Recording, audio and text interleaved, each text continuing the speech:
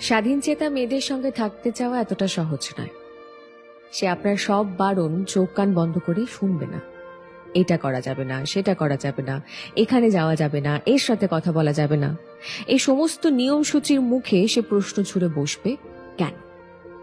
মতামতের অমিল হলে সে মুখ বন্ধ করে মেনে নেবে না যে ভুলটা তার। সে তর্ক করবে, লজিক্যালি কোনটা ঠিক কোনটা ভুল সেটা বিচার করবে।